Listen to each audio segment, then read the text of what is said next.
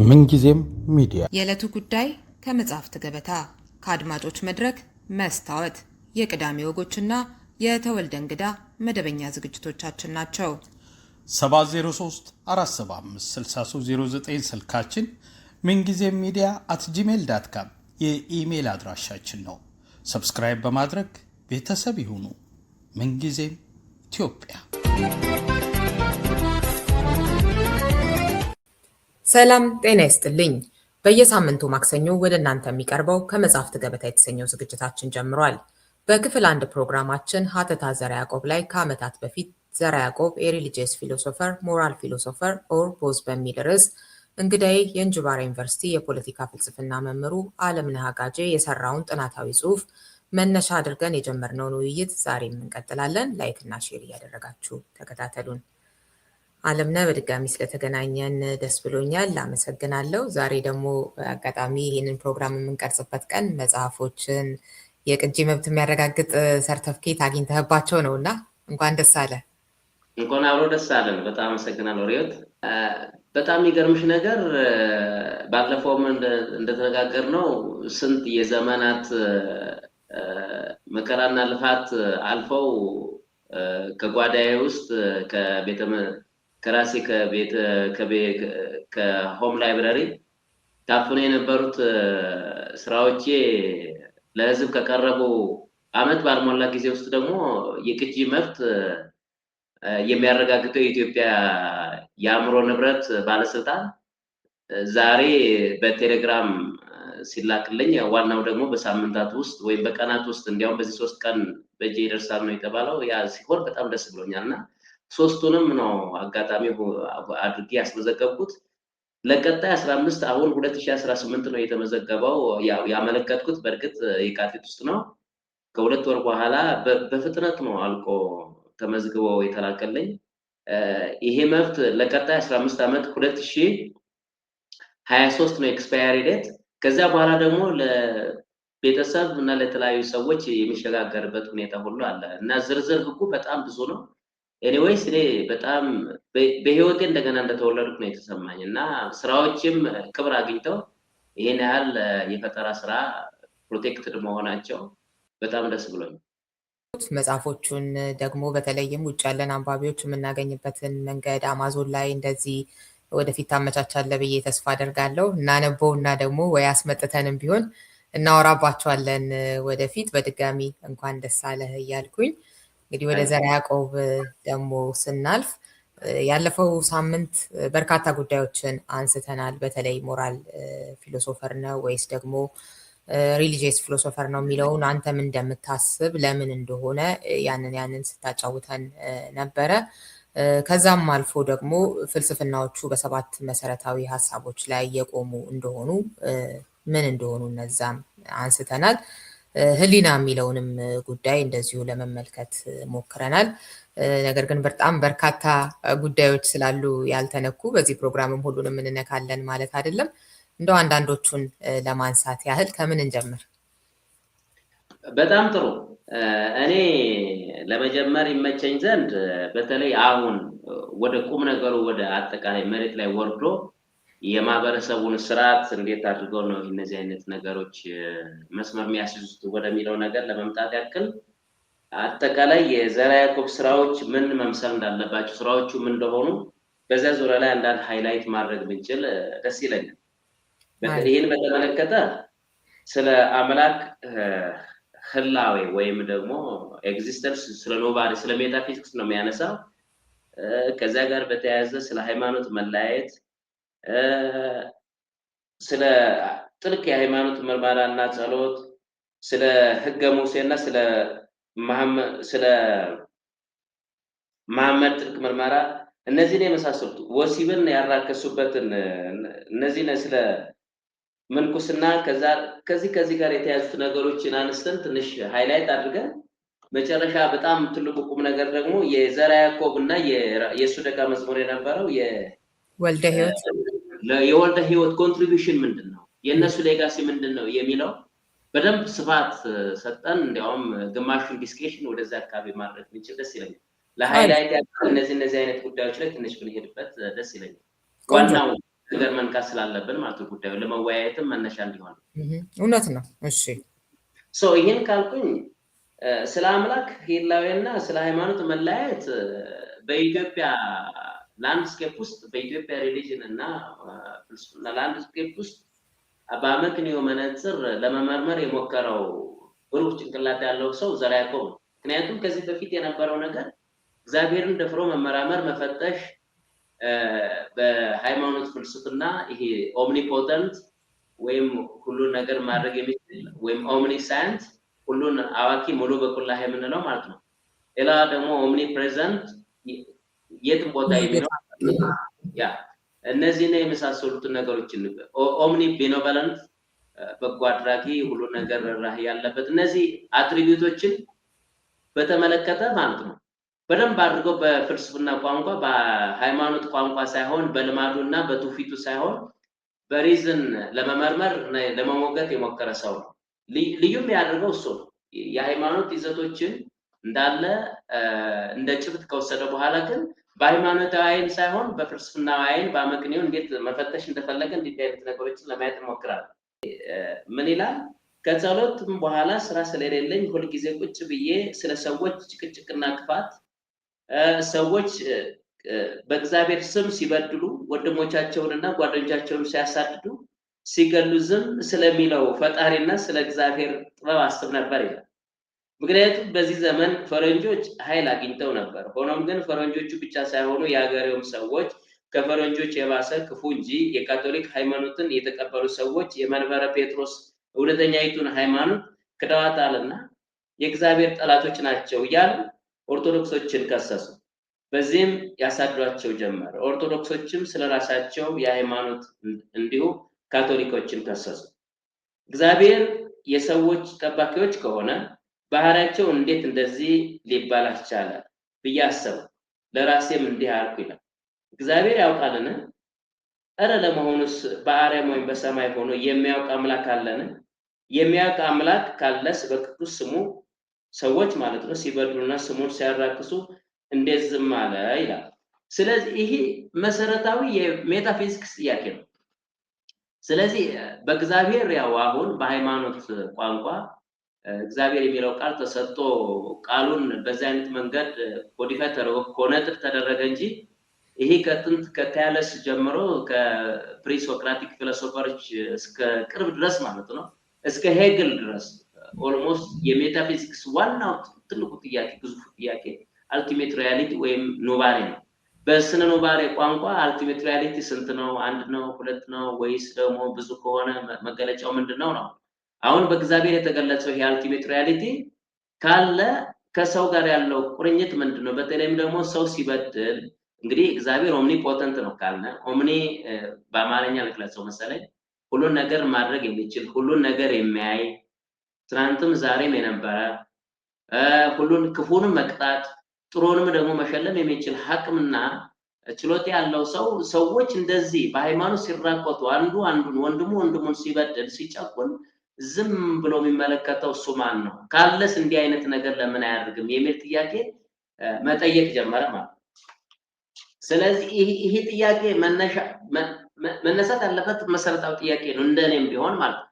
እንግዲህ እግዚአብሔር ሁሉን ነገር አድራጊ ነው። ሁሉን ነገር ክፉ እንዲፈጸምበት በሰው ልጅ በራሱ ስራ ላይ ማንም ሰው እንዳያስነውር ወይም እጁ እንዳያስገባ የሚፈቅድ ከሆነ እንዲህ አይነት ወንጀል ኃጢአት ሰው በደም በተለያዩ በተንኮል ሲጨማለቅ ዝም ብሎ እንዴት ያያል የሚል ጥያቄ ያነሳልና ይሄ አሁን ላለነው ትውልድ ሁሉ ጭምር መሰረታዊ ጥያቄ መሆን የሚችል ነው ማለት ነው።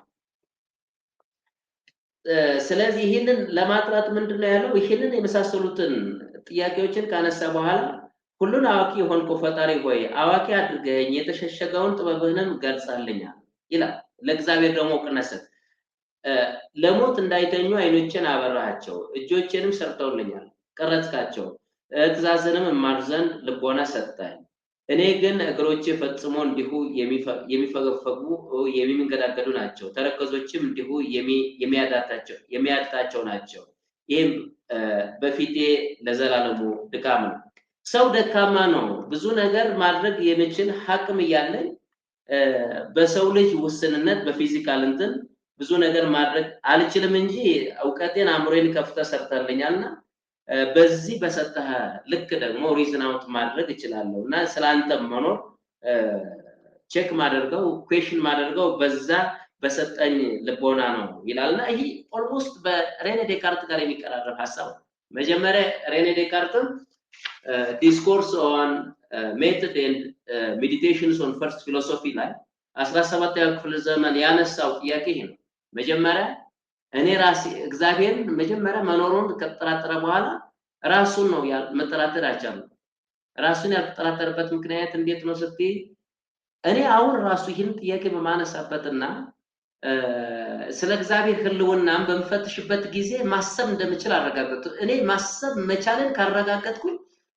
በታይፖሎጂ እግዚአብሔር መኖሩን በዛው ልክ ነው ማረጋግጥ የምችለው ወደሚለው ደረጃ ደርሶ I think therefore I am ወደሚለው ድምዳሜ ውስጥ የደረሰው ዲስኮርስ ነው በእንግሊዘኛ መጻፉ ወይም ደግሞ በእነሱ ቋንቋ በፈረንሳይኛ መጻፉ ነው እንጂ ዘራ ያዕቆብ የሚናገረው ነገር ይሄ ነው በግዕዝ በኋላ ያው ወደ አማርኛ ተተርጉሞ ቀረበ እንጂ ኮንቴንቱ ይዘቱ ጭብጡ በአጠቃላይ እንደዛ አይነት ነው ለዛም ነው ይሄ ፍልስፍና እጅግ በጣም ምጡቅ ነው የሚባለው ማለት ስለዚህ እንደዚህ አይነት ነገሮችን ይመረምራል ያው ለማንሳት ያክል ነው ስለ ሃይማኖት ምርመራና ጸሎትን በተመለከተ ቀጥየም ይላል ይህ በቅዱሳት መጻሕፍት ውስጥ የተጻፈው ነገር ሁሉ እውነት ነውና ይላል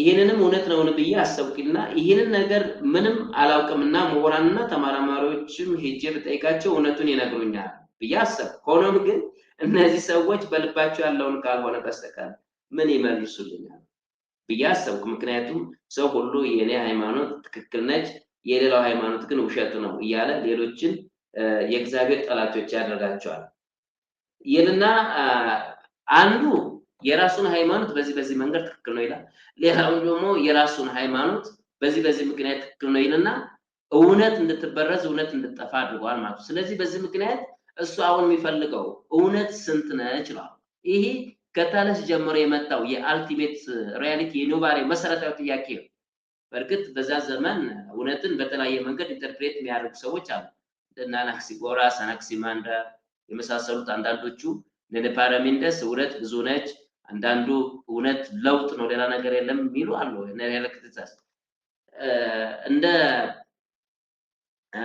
ዘራ ያዕቆብ እይታ ግን እውነት አንድ ነች ultimately reality single and one ያም ደግሞ እግዚአብሔር ነው እውነትም ያለው ከሱ ነው ያቺን ነገር ማግኘት እስካልቻልን ድረስ ሁሉም ነገር ይበታተናል ይበላሻል ሞራሊቲውም እዛ ላይ ነው እውቀቱም በዛ ላይ ነው መመስረት ያለበት በዛ ያልተመሰረተ እውነት በዛ ያልተመሰረተ እውቀት በዛ ያልተመሰረተ ስነ ምግባር ዋጋ የለውም እና ሃይማኖቶችም የሰፉት እውነትን ፍለጋ በሚባዙነት ሰዓት እውነትን አጠፏት እውነትን አወደሟት እውነትን ግን ማግኘት አልቻሉም ነው የሚለው እኔ ግን እውነትን ደርሼበታለሁ እውነትን እንድደርስበት እንዳውቅበት ይረዳኝ ደግሞ ራሱ ፈጣሪ ሆኖ በልቦናዬን ስለሰጠኝ ነው ልቦናን ደግሞ ከዚህ በፊት እንዴት እንደተተነተነ አንቺ መግቢያ ላይ እንዳቀረብሽው በደንብ አብራርተንበታል ማለት ስለዚህ በዛ መሰረት ሊኖር የሚችለው ሃይማኖት አንድ ነው እግዚአብሔር አንድ ከሆነ ሃይማኖትን መለያየት አልነበረት የሃይማኖት መለያየትና ልዩነትም የፈጠረው ሰው በራሱ ፍጅታ የፈጠረው እንትን ነው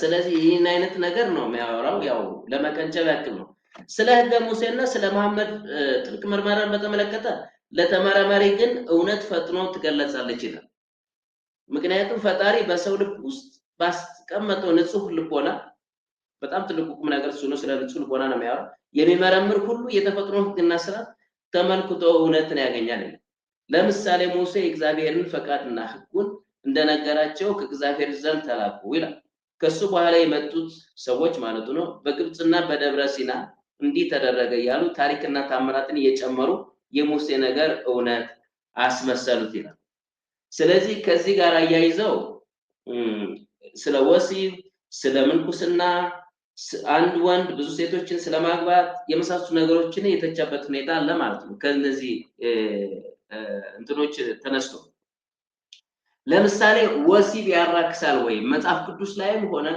ሌላ ሃይማኖት ላይ ያለው እይታ ምንድነው እሱን በደንብ አድርጎ የዳሰሰበት ሁኔታ መታየት ይችላል ለተመራማሪ ግን ይህ ሁሉ እውነት እንዳልሆነ ይደረስበታል ምክንያቱም በሙሴ መጽሐፍት ውስጥ ከፈጣሪ ጥበብና ከተፈጥሮ ሕግና ስርዓት ጋር የማይስማማ መጥፎ ጥበብ ይገኛል ነው። ምክንያቱም በፈጣሪ ፈቃድና በተፈጥሮ ስርዓት መሰረት የሰው ፍጥረት እንዳይጠፋ ልጆችን ለመውለድ ወንድና ሴት በሩካቤ ስጋ እንዲገናኙ ታዟል። ይህም ሩካቤ ስጋ ወይም ወሲብ እግዚአብሔር ለሰው ልጅ በሕገ ተፈጥሮ የሰራለት ነው። እግዚአብሔርም የእጁን ስራ ያራክስምና ወሲብ ርኩስ ሊሆን አይችልም። ሙሴ ግን ሩካቤ ስጋ ሁሉ ርኩስ ነው አለ። ሆኖም ግን ሙሴ ይህን በማለቱ ውሸተኛ እንደሆነና ፈጣሪን እንደዋሸ ልቦናችን ይነግረናል። በጣም የሚገርምሽ ነገር ይሄ ምንኩስናንም በተመለከተ እንደዛው እንደገና የክርስቲያን ሕግ ለማስረጃዋ ታምራቶች ተገኝተዋልና ከእግዚአብሔር ናት ይላል። ነገር ግን ስርዓት አውሶ ወይ ጋብቻ ማለት ነው የፈጣሪ ስርዓት ሲሆን ምንኩስና ግን ልጆች ከመውለድ ከልክሎና የሰውንም ፍጥረት አጥፍቶ የፈጣሪን ጥበብ የሚያጠፋ እንደሆነ ልቦናችን ይነግረናል፣ እንዲያውም ያስረዳናል። ስለሆነም የክርስቲያን ሕግ ምንኩስናን ከጋብቻ ወይም ከወሲብ ይበልጣል ስትል ሐሰት ትናገራለችና ከእግዚአብሔርም አይደለች። ምክንያቱም የፈጣሪ ሕግ የሚያፈርስ ስርዓት እንዴት ከሱ ጥበብ ይሻላል? ወይስ የእግዚአብሔርን ስራ የሰው ሐሳብ ሊያሻሽል ይቻላል ይላል።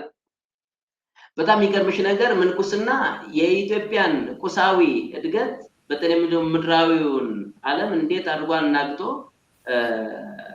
አሁን ላለንበት ድህነት ሁሉ ምሳሌ መሆን እንደቻለ ብሩክ በደንብ አድርጎ አብራርቶታል። ከዚህ ጋር አያይዘው ማለት ነው።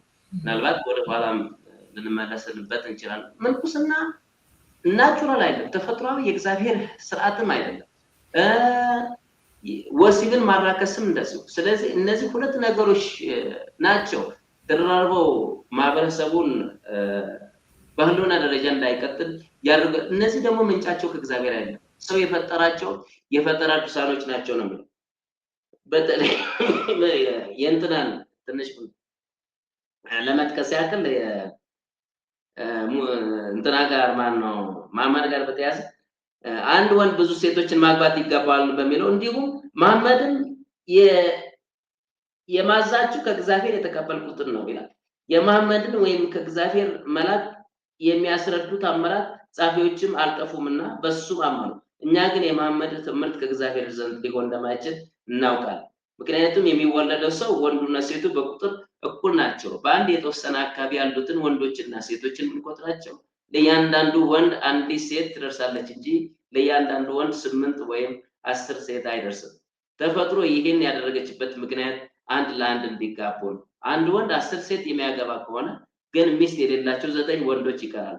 ይህም የፈጣሪን ስርዓትና የተፈጥሮ ሕግ ያፈርሳል። የጋብቻ ነው ጥቅም ዋጋ ቢስ ያደርገዋል። በመሆኑም አንድ ወንድ ብዙ ሴቶችን ማግባት ይገባዋል ብሎ በእግዚአብሔር ስም ያስተማረው መሐመድ ዋሾ ነውና ከእግዚአብሔር ዘንድ አልተላከም። የወር አበባን እርኩስ ነው አይደለም የሚለውን በተመለከተ ከዚህ ከመረመረው መጽሐፍ ተነስቶ ይተቻል። ልቦናችን የሚያሳየን ነገር ሁሉ ከእውነት ምንጭ ነው። ሰዎች የሚነግሩን ግን ከውሸት ምንጭ ነው። ፈጣሪ ያቆመውን ስርዓት ሁሉ ትክክል እንደሆነ ልቦናችን ያስረዳል። ለምሳሌ ፈጣሪ በመልካም ጥበብ ከሴት ማህፀን በየወሩ ደም እንዲፈሳት ስርዓት አቁሟል። ይህም የደም መውረድ ለሴት ህይወትና ልጆች ለመውለድ ያስፈልጋል። ይህ የማይወርዳት ሴት መጋና መውለድ አትችልም፣ ምክንያቱም ፍጥረቷ ተበላሽቷል። ሙሴና ክርስቲያኖች ግን ይህንን የፈጣሪ ጥበብ እርኩስ አደረጉት። ሙሴማ እንዲያውም በእንዲህ ያለች ሴት የተነካውንም ሁሉ እርኩስ ያደርጋል እያለ ያብራራል። ስለዚህ እነዚህ መጀመሪያ ይህ ነገር የሴቶችን መብት፣ የሴቶችን እኩልነት፣ የሴቶችን ነፃነትም ጭምር ማለት ነው ከስታርት ሚል በፊት ከሌሎችም ፌሚኒስቶች በፊት በተሻለ መንገድ በደንብ አድርገው የተሟገቱላቸው እንዲያውም የሱም ደቀ መዝሙር የነበረው ወልደ ህይወት ነው ማለት ይቻላል። እና እነዚህን የመሳሰሉት ነገሮች ስታይ በጣም የሚገርም ነገር ታገኛለህ። እስከሬንም በተመለከተ እስከሬን እርኩስ ነው ወይ የሚለውን ጥያቄ አንስቶ ይሞግታል። እንደገና የሞቱ ወንድሞቻችን እንቅበራቸው ዘንድ እንደሚገባ ልቦናችን ይነግረናል። አስከሬኖቻቸውንም እርኩሳት አይደሉም። እርኩሳን የተባሉት በሙሴ ጥበብ እንጂ ወደ መሬት ተመልሰን እንገባ ዘንድ ከመሬት በፈጠረን ፈጣሪያችን ጥበብ አይደለም። እግዚአብሔር ለሰው ተፈጥሮ ሁሉ እንደሚገባው ወይም እንደሚገባው አድርጎ በታላቅ ጥበብ ያቆመውን የራሱ ስርዓት መልሶ አያረክሰው።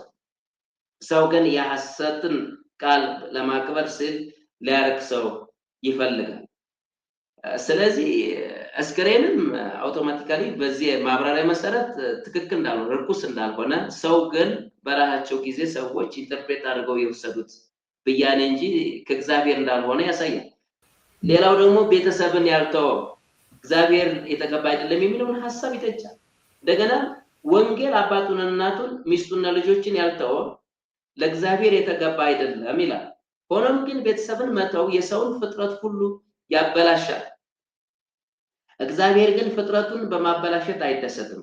አባትና እናትን ባረጁ ጊዜ ረዳት በማጣት እንዲሞት ወይም በዛ ምክንያት እንዲሞቱ መተው ትልቅ ኃጢአት እንደሆነ ልቦናችን ይነግረናል። እግዚአብሔር እኮ አመፃን የሚወድ አምላክ አይደለም። ለጽድቅ ብሎ ልጅን መተው ልጆቻቸውን ከማይተው ከዱር አራዊት የከፋ ሚስቱንም የሚተው ደግሞ እንድታመነዝር ያደርጋል። ይህ ሁሉ የፈጣሪን ስርዓትና የተፈጥሮ ሕግ ያፈርሳል። ስለዚህ ወንጌል በዚህ ክፍል የተናገረው ከእግዚአብሔር የመጣ ሊሆን አይችልም የሚል ማብራሪያ ያክላል ማለት ነው። ሌላ ደግሞ አንድ ሰው ሌላውን ሰው ባሪያ ማድረግ ሲቻላል ወይ ይህ ሃይማኖታዊ ኢንተርፕሪቴሽን ወይም ደግሞ መነሻ አለው የሚለውንም ይመረምርና ይፈትሻል፣ ውድቅ ያደርጋል። ደግሞ እስላሞች ሰውን እንደ እንስሳ መሸጥና መግዛት ይገባል ይላል። ነገር ግን ይህ የእስላም ሕግ ፈጠራችንና አባታችን ከምንለው እንደ ወንድማማቾች እኩል አድርጎ ከፈጠርን ከሰው ፈጣሪ ዘንድ ሊወጣ እንደማይችል ልቦናችን ያውቃል። መሐመድ ግን ደካማውን ሰው የኃይለኛ ሰው ንብረት አደረገው፣ በዚህም አዋቂውን ፍጥረት አዋቂ ካልሆነው እንስሳ ጋር እኩል አደረገው። ይህ አመፃ ከእግዚአብሔር ዘንድ ሊወጣ ይችላል ነው ይላል። ሌላው በጣም የሚገርመው ነገር ስለ ጾም ነው። ደግሞ ጾምን በተመለከተ መጽሐፍ ቅዱሳዊ ወይም ደግሞ ሃይማኖታዊ ይዘት አለው ወይ ምን ያህል ነው ቫሊዲቲ የሚለውን ነገር እንዴት እንደሚመረምር ደግሞ ማየት እንችላለን። ወን እግዚአብሔር እንድንጾም አዟል ነው ይላል። የምግብ ምርጫችንስ ወስኗል ነው ይላል። እንዲሁም እግዚአብሔር ከንቱ ነገር አያዝም። ይህንን ብላ ያንን ግን አትብላ አይል። ክርስቲያኖች የጾም ህግጋትን የሚጠብቁ እንደሚመስላቸው ዛሬ ብላ ነገ ግን አትብላ፣ ስጋን ዛሬ ብላ ነገ ግን አትብላ አይል። እስላሞችም እግዚአብሔር ሌሊት ብሉ ቀን ግን አትብሉ ይህንንም የመሳሰለውን አላላቸው። ምክንያቱም ጤናችንና ተፈጥሯችንን የሚያበላሸውን ሁሉ በየቀኑም ህይወታችንን ለማቆየት የሚያበቃንን ያህል እንበላ ዘንድ እንደተፈቀደልን ልቦናችንን ያስተምራል። አንድ ቀን መብላት አንድ ቀን መጾም ግን ጤናን ያበላሻል። የመጾም ህግ ለሰው ህይወት መብሎችን ከፈጠረና በልተናቸውም እንድናመሰግነው ከፈቀደ ፈጣሪ ስርዓት ውጪ ነው። በልተንም ልናመሰግነው እንጂ ከበረከቱ እንድንከለከል ዘንድ አይገባም። በጣም የሚገርመው ነገር ጾም ለምን ምክንያት ነው የሚጾመው? በተለይ በዚህ ያሳለፍነውን የወዳዴ ጾም ታውቃለሽ። ከዛ ጋር በተያያዘ 55 ቀን ጎልጎታ ላይ ኢየሱስ እንደጾመ ያው የሚነግረን ባባው በትውፊት የሚነግረን ነገር አለ አይደል?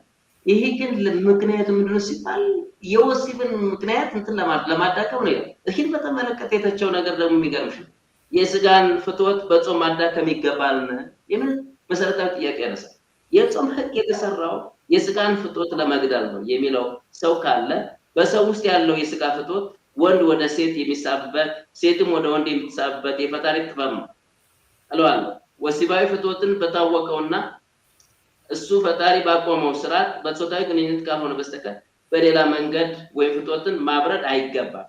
ምክንያቱም ፈጣሪያችን ይህንን ፍትወት በሰውና በእንስሳት ስጋ ውስጥ በከንቱ አላስቀመጠው። ነገር ግን ይህን ፍትወት በሰው ስጋ ውስጥ የተከለውን ለዚህ ዓለም የህይወት መሰረት እንዲሆንና ፍጥረትን ሁሉ ባቆመለት ስርዓት መንገድ እንዲያጸናው ነው። ይህም ፍትወት ከወሰን እንዳያልፍ የሚያስፈልገን ያህል ብቻ እንብላ።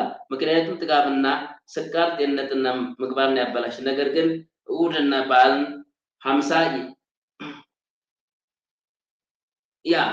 የማያስፈልገውን ያህል የሚበላ ኃጢአት እንደማይሆንበት ሁሉ እንዲሁም በአርብ ቀንና በአቢይ በፋሲካ ጾም ወቅት የሚበላ ኃጢአት አይሆንበትም።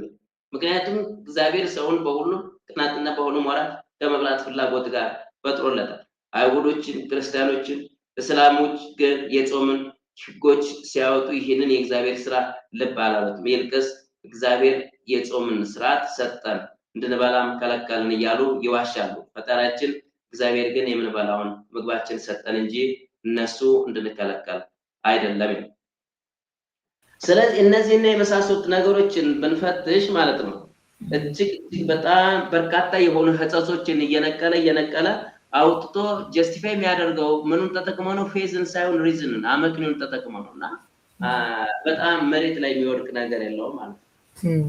የሚገርሙ ናቸው እንግዲህ የተወሰኑትን አንስተሃቸዋል። በዛ ዘመን እንደዚህ መጠየቅ መቻል ሃይማኖትን የሃይማኖት መጽሐፍትን በጥያቄ ምልክት ውስጥ ማስገባት መቻል እንኳን አይደለም ያኔ አሁን ራሱ በጣም ብዙ ችግር የሚያመጣ ነገር ነው። ያው እሱም የተደበቀበት ምክንያት ከኔ በኋላ የደፈረ አውጥቶ የጻፈው እንደዚህ ያለበትም ምክንያት አንዱ ይሄ ከሃይማኖታዊ ጉዳዮች ጋር የተያያዘው ነው አይደለም ያኔ። አሁን ራሱ ምንም አይነት ጥያቄ ማንሳት በጣም በብዙዎች ዘንድ በጣም የሚያስወግር ነገር ነው አሁንም እና ግን ፈጣሪ ራሱ እንደዚህ የተለያዩ አይነት አመለካከቶች የተለያዩ አይነት ሃይማኖቶች እንዲኖሩ በፈጣሪ ካመንን የፈቀደው እንግዲህ ዲሞክራሲ ቢሆን ነው። እኛ ማንነንና ነው። ስለዚህ ለምንድነው ማንፈትሸው የሚለው ራሱ ብዙ ሲታይ አላይም። ከዚሁ ጋር ተያይዞ ግን የሚገራርሙ ጥያቄዎች ከሴቶች መብቶች ጋር ያነሳቸው አሉ። ከወር አበባ ጋር በተያያዘ ለምሳሌ ቅድም ያነሳኸው እንዴት አድርጎ ነው እግዚአብሔር ራሱ የፈጠረውን ስርዓት እንደዚህ በሚል በእርግጥ ለዛ ሃይማኖቶች የሚሰጡትም ከውድቀት ጋር ተያይዞ ከኃጢአት ጋር የራሱ የሆነ ምክንያት አለው። ግን ያው በደንብ ለሚያስብ አይምሮ እሱ ነገር ይመቻል ወይ ምናምን የሚለው ነገር እንዳለ ሆኖ ማለት ነው። ከጾም ጋር ተያይዞ ያነሳቸው የተለያዩ ጥያቄዎች አሉ። ከምንኩስና ጋር ተያይዞ ያነሳቸው የተለያዩ ጥያቄዎች አሉና ይገርማል በጣም ያንን መቀበልም አለመቀበልም መሞገትም ይቻላል። ግን ጥያቄዎቹ መነሳታቸው በራሳቸው የሚገርም ነገር አለውና ግን አንዳንዶቹ ደግሞ በትክክል የተባሉ ነገሮች ላይ ነው ወይ የተተቸውስ የሚለው ደግሞ እሱ ላይ ግን ጥያቄ አለኝ። ለምሳሌ ሙሴ ወሲብን እንደገለጸው አድርጎ ያነሳው ዲያቆን ዳንኤል ክብረትም ይመስለኛል የሌለውን ፈላስፋ ፍለጋ ላይ ካልተሳሳትኩ የሚያነሳው ነገር አለ። ሙሴ የቱ ጋ ነው ይሄንን ያለው የሚልና እኔም መጽሐፍ ቅዱስ ላይ እንደሱ አይነት ነገር እንትን አላልኩም፣ ትዝ አይለኝም ምናልባት የሳትኩት ነገር ከሌለ በስተቀር በዛ መጠን ሙሴ ወሲብን መግለጹን ማውገዙን ማለት ነው። እና እሱ እንደዚሁም ከባርነት ጋር ተያይዞ እስልምና ያበረታታል የሚለውንም እየተሰማ አይደለም ይሰማ ነው በጣም እንደዚህ እሱም ላይ በእርግጥ አላቅም ነው ልል የምችለው አለ ወይ የሚለው ላይ ጥርጣሬ ስላለኝ ማለት ነው። ለምን አሁን በተለይ የዘር መድሎን የሚቃወሙ የተለያዩ ታዋቂ አክቲቪስቶች ወደ እስልምና ከሄዱበት ነገር ጋር አድርጌ ሳስበው ያው እንዲህ አይነቱን ነገር ይቃወማል በሚል አይነት እሳቤን እንደሆነ ነው ሲናገሩ የሰማነው ያነበብነው እና እሱም ላይ ጥርጣሬ አለኝ። እሱን እስኪ ትንሽ ሂድበት። እንግዲህ ይህ ሰውዬ የመጽሐፍ ትርጓሜ አስተማሪ ነው። ባዮግራፊን አይተሽ ከሆነ በትንሹ 18 ምናምን ዓመት በላይ በትምህርት በማስተማር ጉዳይ ላይ ቆይቷል እና በደንብ አድርጎ የፈተሸ ብሉይ ኪዳንንም ሐዲስ ኪዳንንም በደንብ አድርጎ የፈተሸ ይመስላል። በተለይ ብሉይ ኪዳን ላይ የኦልሞስት እኔ የሃይማኖት ሰው ባልሆንም ብዙም ደግሞ በዛ ያለ ላይ በርስ የሆነ ኖሌጅ ላይ የሙሴ ህጋቶችን በደንብ አድርጎ የፈተሸ ነው የሚመስለው። በርግጥ ቆጥ አድርጎ ላይን በላይን እነዚህ አይነት ነገሮች እዚህ ጋር እዚህ ቁጥር ላይ እዚህ ምዕራፍ ላይ ሙሴ እንደዚህ ብሏል ብሎ ባይልም ማለት ነው። በእርግጠኝነት ምነግርሽ ሂደን ብንፈትሽ እንዲህ አይነት ነገሮች በደንብ አድርጎ አነስቶ ቆጥ አድርጎ እንዳለ እንደመረመረ ይገባኛል እና በዛ ምክንያት ነው የተቸው። ዝም ብሎ ያለ ሪዝን እንዲህ አይነቱን ነገር አያደርግም። በጣም በርካታ ያሉ ናቸው። በእርግጥም ግን መኖራቸውን የምጠራጠራቸው አሁን ካልኩ እስልምናም ላይ ሆነ የሙሴ ላይ እነዚህ ነገሮች ግን መጀመሪያውኑ ተብለዋል የተባሉት ነገሮች ናቸው የተተቹ ያሉ የሚለው ላይ ጥያቄ አለኝ፣ ጥርጣሬ አለኝ። ግን ደግሞ በጣም ብዙዎቹን ዲቴይል የሄደባቸው ካሉ ነገሮች ከተጻፉ ነገሮች ተነስቶ ነው እና ይሄንን ሲስተዋል ወይ የሚል ጥያቄ በእርግጥ ሊነሳ ይችላል። ግን ቦታዎቹን ያው ስላላገኘሁኝና ለዛ ነው። በእርግጥ እኔም እንዳልኩሽ መጽሐፍ ቅዱስ ላይ በተለይም ደግሞ ብሉይ ኪዳን ላይ ያለኝ እውቀት ይሄን ያህል ነው። መጽሐፍ ቅዱስ አለኝ ግን ሪፈር አላደረኩም ያንን አይነት ነገር በትክክል ብሎ። በእርግጥ ብዙ የሙሴ ህጎች ያው በጣም ዲስጋስቲንግ እጅግ በጣም ማት ነገር ለዛም ነው ብሉይ ኪዳን የመጣው ነው ይመስል ያንን ነገር ለማስተካከል ለማረም አንዳንዱ የእግዚአብሔርን ቃል ላጸና እንጂ ላፈርስ አልመጣው ምናምን ነገር ሁሉ አለ። በጣም ኢንተርሪሊጂየስ ኮንትሮቨርሲ ብዙ ሆኖ ነገር ግን አሁን ባለንበት ሁኔታ ማለት ትንሽ የሆነ ለዘብ ያለ ይመስላል እንጂ የሙሴ ሕግ በተቻለ መጠን ዘርዓ ያዕቆብ ማለት እንደፈለገው አውትሪጀስ የሆነ ነገር ሊኖረው እንደሚችል መጠርጠር ያለብን አይመስልም እና በዛ አይነት መንገድ ብናየው። እሺ እዚህ ጋር ሌላው ላነሳ የምፈልገው ነገር ይሄ የማሰብን አቅም ቁጭ ብዬ ስራ ስላልነበረኝ የሚለው ነገር አለ አይደል? ምናልባት በሱ ዘመንም ሌሎችም እንደዛው ማሰብ ቢችሉ ደረጃው ዝቅ ከፍ ሊል ይችላል እንጂ የሚያነሷቸው የተለያዩ ነገሮች ነበሩ። ግን ምናልባት ይሄ ቁጭ አለማለት ማለት ያው ቁጭ ማለት ስራ መፍታት ጋራ ብቻ በተያያዘ ሳይሆን ማሰብ ጋራ በተያያዘ እና እሱን ነገር ነው በተለያየ ቦታዎችም ላይ የምናየው ማሰቡ ያመጣውን ነገር እና ያ ማሰብ ለሌሎችም በሙሉ ቁጭ ብሎ ለሚያስብ ሰው በሙሉ እንዲህ አይነት ጥያቄዎችን ሊያነሳ ይችላል ብለህ ታስባለህ? መጀመሪያውኑ የተገነባ የሆነ የእውቀት ምርኩዞች ያሉት ሰው ነው እንጂ ቁጭ ብሎ ማሰብ ብቻውን አይደለም አይነት። እሱን እስኪ ቬሪ ናይስ ትንሽ ጉልባን እንትን ብሎኛል ይቅርታ። በጣም የሚገርምሽ ነገር እሱ ነው ዋናው ነገር ለኢትዮጵያ የመጣለት በረከት ከዛ በፊት ወደ 1200 ዘመን በኋላ ወደ ምናነሳው እንችላለን ምንኩን ስናይ ኢትዮጵያ ውስጥ ከገባ ከ5ኛው ክፍለ ዘመን እስካሁን ድረስ በሃይማኖት ተቸንክሮ የነበረውን እሳቤ ሰብሮ ማለት ነው ኢንዲፔንደንት ቲንኪንግ ወይም ደግሞ በአመክንዮ በክሪቲካል ሪዝኒንግ ነገሮች እንደዚህ ማህበራዊ ህይወትን የግል ህይወትን ኢኮኖሚን ብዙ ነገሮችን ያነሳው እንዲያውም ከሱ በበለጠ በጣም በዲቴል የሄደበት እንዲያውም የሱ ደቀ መዝሙር የነበረው ወልደ ሕይወት ነውና ይህን ነገር ማድረግ በመቻሉ ትልቅ የእውቀት ምርታ ያለው ሰው ያለምንም ጥያቄ እንዳልኩሽ በሙሉ በምድር ውስጥ ያሉትን ሆሊ ቡክስን እንዳነበበ እንደተረዳ ከፍተኛ የሆነ የግንዛቤ ጣሪያ ላይ የደረሰ ሰው መሆኑ ይገባኛል ይረዳ። በዛው ልክ ደግሞ የሚገርምሽ የጻፈው እኮ በ68 ዓመቱ ነው ቆይቷል። በጣም ካነበበ ከጻፈ ወይም ደግሞ ከተመራመረ አክሱም እኮ ወንበር ዘርግቶ አስተምሯል እኮ በዲስኮርስ ለዛው ሶክራቲክ አይነት የማስተማር ስነ ዘዴ ነው የሚጠቀመው። ኢንዲፔንደንት ቲንኪንግ ራሱ ከሱም አልፎ ተርፎ በትውልድ ውስጥ እንዲሰርጽ ከፍተኛ ጥረት አድርጓል። ፈረንጅ እንደዚህ ይላል፣ ካቶሊኮች እንደዚህ ይላሉ፣ ኦርቶዶክሶች እንደዚህ ይላሉ። የእናንተ አስተያየት ግን ምን ይመስላል? የኔ አቋም የኔ አስተያየት ይሄ ነው አይደለም። ተማሪዎች ፈትሸው መርምረው እውነቷን ግን መርምሩ ያን ነው የሚል እና እንደዚህ ያደረገ በሰልፍ ኤግዛሚኔሽን ልጆች ወደ ትክክለኛው ሪያሊቲ እንዲደርሱ ከአቅጣጫ ወይ መንገድ ከማሳየት በር ከመክፈት ውጪ ብሎክ አድርጎ በዚህ መንገድ ውጡ እንደዚህ ነው ብሎ መጽሐፍ ቅዱስ ላይ ወይ የሆነ ነገር ላይ ኦቶራይዝድ ሆኖ የተጻፈውን ነገር ይሄ ነው ብሎ አይናገር እና ይሄንን ስታይ ሰውየው በጣም በከፍተኛ ደረጃ የካበተ የእውቀት ልምድ ያለው ሰው መሆኑን ትረጃለች። ከዛ ተነስቶ የሚጽፈው ነገር ምን ሊሆን እንደሚችል የሚሰነዝረው አስተያየት ምን ሊሆን እንደሚችል ብንገምት ደግሞ ይሄን ያህል የሚያስደምመን የሚያስገርምም አይደለም። ለዛም ነው ከአውሮፓ እስከ ኢትዮጵያ ውስጥ ከአፍሪካ ድረስ የተደመመው ሰው እኮ ይህ አይነት አስተሳሰብ ምሳሌም አዲስ ነው፣ እንደዚህ ነገር አልተለመደም ነው የተባለው። ወደ ውስጥ ከ1200 ዓመት በኋላ ነው እንግዲህ አዲስ ነገር የሆነበት ለ17ኛ ክፍለ ዘመን ከ5ኛው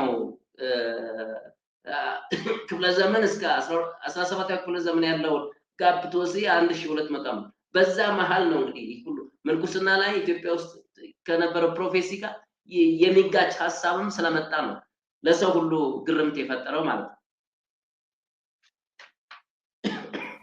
እሺ እንግዲህ የተለያዩ ጉዳዮች አሉት፣ ግን ያው ሰዓት ስለሚገድበን ቅድም ያልከውን ነጥብ ሳናነሳ ላለመለያየት ምንድነው አበርክቷቸው የሚለውን የዘርዓ ያዕቆብና የወልደ ሕይወትን ከሱ ጋር የተያያዘውን ነገር ትንሽ እንባባል። ደግሞ መሰረታዊ ቁም ነገርም እሱ ነው እና እዚህ ጋር ትንሽ እንትን ለማለት ያክል የዘርዓ ያዕቆብ ሜሱም ደቀ መዝሙር የነበረው የወልደ ሕይወት አስተዋጽኦ በተመለከተ በዝርዝር ነው የምንሄድበት። እነዚህንም አዲስ የባህል ንቅናቄ እንዲጀመር ከማድረግ አንፃር ያበረከተው አስተዋጽኦ እጅግ በጣም ከፍተኛ ነው። ይህንን በተመለከተ በሶስት ወይም በአራት አንጓዎች ነክሰን ማየት እንችላለን። አንደኛው በትምህርት፣ ሌላው በስራ፣ ሌላው ደግሞ በግል ሕይወትና መጨረሻ ላይ ደግሞ በእውቀት ላይ የተመሰረተ ማህበረሰብን ለመፍጠር ያደረጉትን አስተዋጽኦ ለቀንጨብ አድርገን ለማየት እንሞክራለን ማለት ነው። በዚህ መነሻ መሰረት እንዳልኩሽ በተለይ በትምህርት አዲስ የሆነ አስተሳሰብና አመለካከት ለመምጣት ፋና ወጊ ናቸው ማለት ይቻላል። እነዚህ ሰዎች ለረጅም ጊዜ ኢትዮጵያ ውስጥ የነበረው የትምህርት ስርዓት ሃይማኖት ላይ የተቸነከረ ስለሆነ ሃይማኖት ደግሞ እግዚአብሔርን ማከል አድርጎ በዛ መሰረት ነው መነሻው ማለት ነው። ስለዚህ ያንን ከሃይማኖት የተቸነከረውን እግዚአብሔርን ማከል አድርገውን ድልድይ ሰብሮ ዘርዓ ያዕቆብ በተለይ ተማሪም ጭምር ሂዩማኒቲስ ወደምንለው ሰው ተኮር ወይም ሰው ወደሚሸጡ እሳቤዎች ለማምጣት ከፍተኛ ጥረት አድርጓል። ያንን እንዴት ነው ያደረጉት? በስፋት ለማየት እንሞክራለን ማለት ነው። መጀመሪያ ቅድም ያልናቸው ከወሲብ ጋር ወሲብ ወይም የወር አበባ ያራክሳል፣ ምንኩስና ከፍተኛ የሃይማኖት የክርስትና ሃይማኖት ደረጃ ነው፣ እንደዚህ ነው የሚባሉትን እሳቤዎችን በሙሉ ውድቅ በማድረግ ምንኩስና ከፍተኛ የሃይማኖት ጣሪያ እንዳልሆነ አስተምሯል። ትምህርት ደግሞ የሃይማኖት ትምህርት ወይም እግዚአብሔርን ማዕከል ያደረገ ትምህርት ብቻም ሳይሆን ዓለማዊ ትምህርትም ወሳኝ መሆኑን በተለይም ደግሞ የኑሮ ዘዴ፣ የሰዎች የአኗኗር ዘይቤ፣ የጤና አጠባበቅ ዘዴ፣ የትዳር ዋጋ የመሳሰሉት ነገሮች ይከነን በተለይ የስራ እና ሀብት ማፍራት እንዴት መማር እንደሚቻል እና የመሳሰሉት ነገሮችን ማድረግ ምን ያህል አስፈላጊ መሆናቸውን በደንብ አድርጎ የተጠነጠኑበት ሁኔታ ነው ያለው በዚህ በኩል ማለት ነው። ስለዚህ ትምህርት እንግዲህ አዲሱ ስርዓት ትምህርት ፍለጋ ላይ ዘርዓ ያዕቆብ ያመለከተው ነገር ይሄ ኦኬ። በማንኛውም በኩል ብንመለከተው የኢትዮጵያ ሕዝብ በዘመናት መካከል ያደረገው የታሪክ ጉዞ በሊቃውንት ጥረት የተከማቸው የመንፈስ ውጤት ሁሉ መሰረቱን ስናየው በሃይማኖት ላይ የተመሰረተ ነው ይላል። ለምሳሌ ዶክተር ጓለ ገብረ ዮሐንስ ቅድም ያልኩትን እንደገና የሚደግፈልኝ ሐሳብ አገኘው። የማንኛውም ነገር ማዕከል እግዚአብሔር ነው። አነሳስቶ የሚያስጀምር ረድቶም የሚያስጨርስ የነገሮች ሁሉ ጥንተ ተፈጻሚነት አምላክ ነው። እንዲያውም ሃይማኖት ነገሮችን ሁሉ ባህሪ መመልከቻ መነጽር ነው ተብሎ ይታመን ስለነበረ የኢትዮጵያ ትምህርት ለረጅም ጊዜ በዚህ ተከፍሎ ስለቆየ ሰው ኢንዲፔንደንትሊ ማሰብ እንዲችል አደረገም። የዘርዓ ያዕቆብ ትልቁ ስራ ወይ ፋና ወጊ ስራ የሚባለው ይህንን ነገር በማድረግ ነው። ስለዚህ በዚህ መንገድ ትልቅ ስራ ሰርቷል ማለት ነው። ሌላውም ሌላ እንደዚህ አይነት ነገር ማድረግ ይቻላል። ኦኬ እሱ ጋር ግን አለምነ እንደው ማድረግ የሚገባውን የሱ ስራዎች ሊያደርጉ የሚገባቸው ነገር ከሆነ አዎ አምነው ልክ ነው እቀበለዋለሁ። ኢንዲፔንደንትሊ ማሰብ ማስቻልን መጠየቅ መቻልን አይምሮ የሚያሰፋን ነገር በተግባር ግን ሆኗል ወይ አይደለም ያንን አይነት አበርክቶቱ ሊፈጥር ቀርቶ በተገቢው ሁኔታ ደርሷል ወይ ስንት ሰው ነው የሚያውቀው የሚለውን ከዛ አንፃር ይሄንን አበርክቷል ልንለው እንችላለን። ሊያበረክት የሚችል ነው ብንአነበው ብንጠቀምበት አንድ ነገር ነው። በጣም ገራሚ ጥያቄ ደረሳችሁ። በጣም የሚገርምሽ ነገር ደግሞ ኢትዮጵያ ውስጥ ከ200 ዓመት በኋላ የአፄ ቴዎድሮስ ስርዓት ይህንን አይነት ርዕዮተ አስተሳሰብ ለማምጣት ነው የሞከረው። አልተሳካም ያለ መሰረታዊ ነገር። ስለዚህ ይሄ አይነት ሌየርስ ኦፍ እንትን ያስፈልጋል፣ ንጣፍ ያስፈልጋል። መጀመሪያ ማን ያንጥፍ? እንዲህ አይነቱን አስተሳሰብ የአብሮት አስተሳሰብ ወደ ውስጥ ብንገባ አንወጣም እንጂ የሬኔሳንስ የአብሮት እሳቤ የሞደርኒቲ የዘመናዊነት እሳቤ እየተነባበሩ የሚመጡ ነገሮች ናቸው። እነዚህ ምንጣፎች የሚነጠፉት ግን በህዝብ ውስጥ ነው። ህዝብ ውስጥ እንዲህ አይነቱ ነገሮች ቅብብሎች ልክ አሁን ለምሳሌ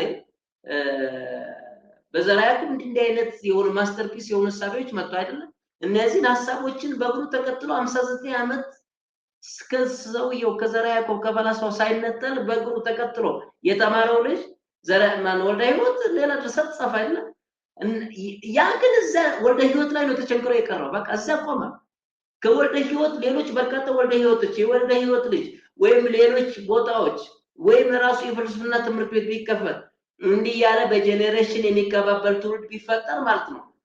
እንግዲህ ጋፖ በጣም 200 ዓመት ማለት ከነሱ አፄ ቴዎድሮስ 200 ምንም ማለት አይደለም ማለት በዛ 200 ውስጥ ያ ኢንተራፕሽን ተፈጥሮ አዲስ ነገር የተፈጠረ ነው የመሰለው በአፄ ቴዎድሮስ ጊዜ የሃይማኖት ስርዓትን ሲተች ስልጣኔን እንደዚህ ላምጣ ምናምን ቴዎድሮስ ሰው መነኩሳት ነው ወይም ካህናት ያመጹበት ገበሬው ያመጻው እና ተባብረው ስለዚህ አዲስ ነገር ሊሆን 200 ዓመት ረስቷል ያሰው ያ ነገር ወዲያውኑ አበበና ወዲያውኑ ጠፋ።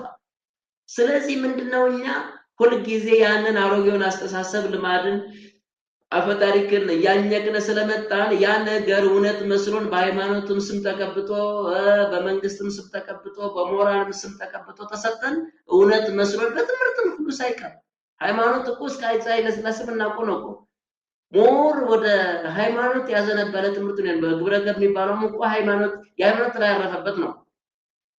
ስለዚህ ያ ስለሆነ ሴኩላር የሆነ የሂዩማኒቲስ ሎጂክ ፍልስፍና ያለበት ታሪክ ያለበት ሪቶሪክ እነዚህን የመሳሰሉት ነገሮች ያሉበት ነገር የለም።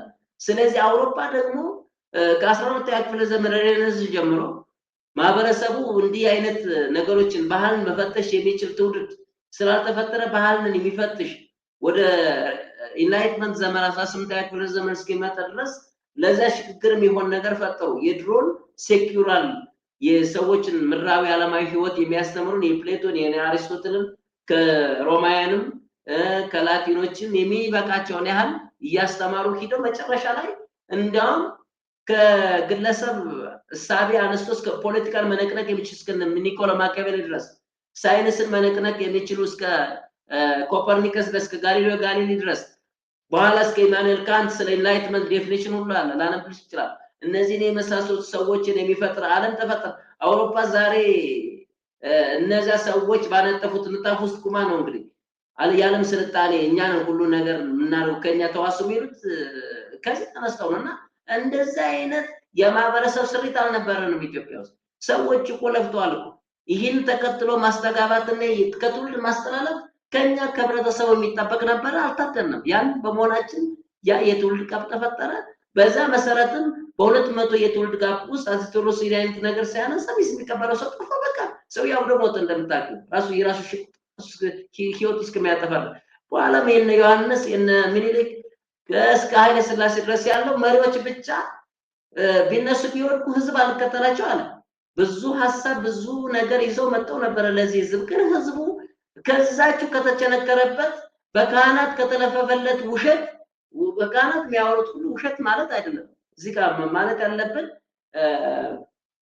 በሃይማኖት ስም በሃይማኖት ተለውሶ የቀረበለት ትውፊት አፈታሪክና ልማድ ነው ይህን ህዝብ ሰንቅሮ ያስቀረው። ያንን የተቸውና ይሄ በትምህርት ላይ ትልቅ አብዮት ነው ያወጀው ማለት ነው። ይሄ ቀላል ነገር አይደለም። አሁንም የነዚህን ሰዎች ሐሳብ በየትምህርት ቤቱ አዲስ አበባ የፍልስፍና ትምህርት ቤት አለ። እነዚህ ብሩክ ምናምን የጀመሩት ደስ የሚል ነው። እኔም አሁን ወደፊት አስባለሁ ከተሳካ መሬት የሚሰጠኝ ሰው የለም የሆነ ነገር እንትን የሚለኝ ሰው የለም የፍልስፍና ትምህርት ቤት ከፍቼ ማስተማር እችላለሁ ነው። ያውም መደምደሚያ ላይ ላወራ የነበርኩትን አስቀደምኩ እንጂ እና እንደዚህ በእናደርግ እንደዚህ አይነት ሐሳብ ያለውን ሰው ትውልድ መፍጠር እንችላለን። ግን የነሱ ሐሳብ ተከታይ ትውልድ ይኖራል ብሏል እኮ መጨረሻ ላይ ሐሳቡን ሲያሰርግ እኮ ይሄንን ሐሳብ ማንቋሸሽ እንትን ማለቱ ጥሩ አይደለም። ሐሳቡን ማበልጸግ ወይ የተሻለ መጻፍ ግን ይሄንንም ነገር ያደረገ ግን የተመሰገነው የለም። ያንን ነው እሱ የሰጠውን አደራ ነው የበላ ነው እንጂ አደራ የበላ ትውልድ ደግሞ የትም አይደርስም። ይሄ ነው የሆነው እንጂ የሰውየው ኮንትሪቢዩሽንማ እዚህ ዝም ብሎ እንትን የምንለው አይደለም። ምንም ዋጋ የለውም። ዋጋን እኮ የሚሰጠው ትውልድ ነው። ያንን የሚሰጥ ትውልድ በመጥፋቱ ምክንያት ላይ ችግር የተፈጠረው እውነት ነው። በጣም በተለያዩ ጊዜ የተነሱ ገራሚ አሳቢ ሰዎች ነበሩን። ግን ምን ዋጋ አለው? በቃ ባክነው ነው የቀሩት እና ያሳዘናል በጣም እንዳልከው። አሁንም እንግዲህ እንደዚህ አይነት አሳቢ የሆኑ ትውልድን ለማፍራት የሚሞክሩ የተለያዩ ሰዎች አሉ። የጠቀስከውን እንግዲህ የዘርዓ ያዕቆብ የፍልስፍና ትምህርት ቤትን ከማቋቋም ጀምሮ አዲስ አበባ ላይ የሚደረጉ እንቅስቃሴዎች አሉ። የተለያዩ ወጣቶች ጎልማሶች የሚያደርጓቸው እሱ ትንሽ ተስፋ ይሰጣል። ያው ቁጥሩን ምናምን ስታየው ግን እዚህ አካባቢ ላይ የሚሰባሰበው ምን ያህል ነው፣ ሌላ የማይረባ ነገር ላይ ደግሞ የሚበዛው ምን ያህል ነው የሚለውን ስታይ ትንሽ የሚያሳዝን ነገር ቢኖረውም ያው አሉ ሙከራዎች እና እሱ ቢያንስ ትንሽ ተስፋ ይሰጣል የሚለውን እኔም ልጨምርበት ብዬ ነው። ቬሪ ጉድ። ሌሎች አስተዋጽኦችን እንቀጥልበት እናክልባቸው በጣም ጠቃሚ ስለሆኑ ሌላ የስራ ባህላችን ላይ ያመጡት ርዕዮት ነው ትልቁ ነገር የስራ ባህላችን እንዲለወጥ ያደረጉት ጥረት ልጁም አስተማሪውም ተማሪው ምንድነው ሁለተኛው የዘራ ያዕቆብና የወልደ ህይወት ሙከራ የስራ ባህላችን እንዲቀየር አድርገውታል ኦኬ ምክንያቱም ዶክተር ዳኛቸው ምንድነው በአንድ ወቅት ያሉት አስተማሪ ናቸው ኢትዮጵያን ለስራና ለሰራተኛ ያለን አመለካከት እጅግ በጣም አሳፋሪ ነው የሚገርምሽ ነገር አክሱማይንና ላሊበላን አስተማሪም ስለሆነ ቆጥላሉ ዶክተር ዳኛቸው በሚለው ትምህርታቸው ምንድነው ያሉት የኢትዮጵያን የስራ ባህል ማበላሸት የተጀመረው የአክሱም ስልጣኔ ወደ ላሊበላ ስልጣኔ በተሸጋገረበት ወቅት ነው ይሄ ታይም እንደ ትራጀክተሪ ለምን ተወሰደ ሲባል ማቀራቀራ ናቸው በአክሱም ጊዜ የመርከብ ስራ ብረት የማቅለጥ የሸክላ ስራ የድልድይ ስራ የስነ ህንጻ የመሳሰሉ ሙያዎችና ዕውቀቶች ነበሩ ደግሞ መከበሪያዎችም ነበሩ ወደ መንፈሳዊ ስልጣኔ በተሸጋገረበት በላሊበላ ዘመን ላይ ግን እነዚህ ሙያዎች መሰደቢያ ሆኑ ደብተራ ቡዳ ፋቂ ቀጥቃጭ አንጥረኛ ቁጢት በጣሽ ወይም ሸማኔ ማለት ነው እየተባለ ስለዚህ እነዚህን የመሳሰሉት ነገሮች በቀጥታ ምንድነው የሚያደርግ እንዲያውም አፈወርቅ ገብረየሱስ ስንቆት ባድርግልሽ ምንድነው የሚለው በጣም የሚገርምሽ ነገር አብዛኛው ሰው ስራ ስለሚጠላ ወደ ውትድርና ይገባል በሀገራችን እስከዛ ድረስ ሰርቶ ደግሞ መብላት ነውር ነው ለጨዋ ልጅም አይገባም ይባላል ከዚህ ሜልክስ ወታደር ተብሎ አሮጌ ጠመንጃ ተሸክመው አንድን ሹም እንደ ውሻ እየተቀጠሉ ከመዋልን በቀር ሌላ ክብረት አናውቁ የሀገራችን ሰው ሁሉ ወታደር ነኝ ባይ ነው አንካሳውም ወሩም ቆማጣውም ሽማግሌውም ንፍጡም ያልጠረገውም ልጅ ሁሉ ወታደር ነኝ ይላል የሚበዛው የሀገራችን ሰው በወታደር ስም ይጠራል በጣም የሚገርምሽ ይሄ ነገር ራስ ገብረ ህይወት እዚህ ጋር የሱን ቆጥ ያረቁለት ስራ ጣል ተብሎ የተፈጠረው በቃ ወታደር ሆኖ አንድ የሆነች መውዚር ወይም ደግሞ የሆነች ያረጀች መሳሪያ ወልውሎ በቃ ዝም ብሎ ወደዚህ ሲጠራው ይውላል በቃ መንግስት ያን የነበረው አንዱ ስር መጽሐፍ መስፍን ስር ያድርና ከዛ ያው ዘርፎ የመብላቱ ምናምን እሱ ነገር ስራ ጠልነትንም ጭምር የሚያበረታታ ትክክል እንዲያውም አንቺ ያልሽውን እንዳለ አፈወርቅ ገብረህይወት ያለው ነው ቃል በቃል የተናገርሽ ማለት ነው እዚህ ጋር ባከለሽ ምን ይላል አፈወርቅ ገብረህይወት ደግሞ ገበሬ ሆኖ ሰርቶ ከመዘረፍና ከመገፈፍ ወታደር ሆኖ መዝረፍና መግፈፍ የተሻለ ሆነ ራስ ተናገርሽው ራስ ከሰው ይቆጣረኩ እና እንደዛ ሆኖ ሰው ሙሉ በሙሉ ስራፈት ሆነ በቃ ተሰሪነት ስራፈት ማለት ተሰሪ ማለት ባገውኛ ዘና ያ ተሰሪነት ወይም ስራፈትነት ስትራክቸራል ሆኖ ስርዓት ተዘርግቶለት ሁሉም ሰው ወታደር ሆኖ ገበሬን በቃ ዝም ብሎ ገበሬ ፕሮዲዩሰር ወታደር መከለፍ ሆነ ስራው በቃ ያ ስለሆነ ስራ ጠፋ ወይም ደግሞ ስራ የሚሰራ ሰው ያን ቅድም ያልናቸው የቆዳ ስራ የአንጥረኝነት ስራ የሸማ ስራ እና የመሳሰሉ ስራዎችን የሚሰሩ አክሱም ዘመን ላይ ብረት ቀጥቅጠው መርከብ የሚሰሩ የሆኑ የተለያዩ ህንፃዎችን ወይም ግድቦችን የሚሰሩ ድልድዮችን የሚሰሩ እጆች አሁን የምጽዋት መለመኛ ሆነው ቀሩ ነው ይህን በእኔ መጽሐፍ ላይ በተለይ በሶስተኛው መጽሐፍ ላይ ጠቅሻለሁ በነገራችን ስለ ኢኮኖሚ እንቅስቃሴ በተመለከተ ያን ስጽፍ ሶስተኛ መጽሐፍ ላይ በደንብ አድርጌ አብራርቻለሁ በተቻለ መጠን እኔ ስርዓቱን ጭምር እስካሁን ድረስ የመጣንበትን ምስክልክሎችንም በየመጽሐፉ ሳልነቅስ ወይም ሳልነቀ ያለፉበት ጊዜ የለም ማለት ይቻላልና ይህንን ነው ከዘራ ያዕቆብ ምንም ማለት ኦኬ ስለዚህ አሁን የነዘራ ያዕቆብ ስራ ምንድነው ስራ እንደማይና ስራ ክቡር እንደሆነ ያንዳንዳቸው ሁለታቸውም የሱም ተማሪ ማን ነው ዘራ ያዕቆብም ወልደ ህይወትም በደንብ አድርጎ ያስተምሩናል ማለት ዘራ ያዕቆብ ምንድነው የሚለው ደግሞ በዚህ ዓለም ህይወታችንን ኑሯችንን እንድንከባከብ የፈጣሪ ፍላጎት ነው ይላል ንብረታችንንም በእውቀትና በስራ እንድናሳምረው እሱ ፈጣሪያችን ይፈልጋል ይላል ምዕራፉን ሁሉ ቆጥ ያደርጋል ያለ ተግባራት ወይም ያለ ጅሙያ ለህይወታችን የሚያስፈልገን አይገኝም ይላል ቆጥ ያደርጋል አሁን ምዕራፍ 8 ላይ ለህይወቴ የሚያስፈልገኝ ነገር ሁሉ ለማግኘት ሰራና ደክም ዘንድ ይገባኛል። ጸሎት ብቻውን አይጠቅመኝም ይላል። ወደ ህይወት ጋር ስንሄድ ህይወታችንን በሙሉ መስራትና የአንድ ሙያ ባለቤት መሆን አለብን። በሙያም በምድር ላይ ብልጽግና መኖር አለበት ይላል። ሌላ ሐሳብ ላይ በተለይ ምዕራፍ 19 ላይ ከወልደ ህይወት ኮት ባደርግልሽ የብልጽግና ዋነኛ ግን መሆን ያለበት እንደ ገብጋቦች ማከማቸት ሳይሆን ህይወትን ወይ በምድር ላይ በደስታ ማኖር ነው። ሌላ ምዕራፍ 21 ላይ ኮት ባደርግልሽ ንጽህናችንን የሰውነታችንንም ሆነ ያለባበሳችንን አመጋገባችንንና አካባቢያችንን መጠበቅ አለብን። በጥበብ የተሰራ ሰፊና ብሩክ ሆነ ቤት ሰርተ በዛ ኑር እንጂ የጅብ ጉድጓድ በሚመስል ቤት ውስጥ አትኑር። ከእንስሳት የላቅን ስለሆን በአመጋገብ በአለባበስና አኗኗራችንም ሁሉ ከፍ ማለት አለብን። ስለ ስካርም ቤታቸው ስካር መጥፎ መሆን ከሃይማኖት ወስዶ ሳይሆን ከራሱ ከተፈጥሮ ከሰው ተፈጥሮ ወስዶ የሰከረ ሰው ወደ እንስሳ ደረጃ ወረደ።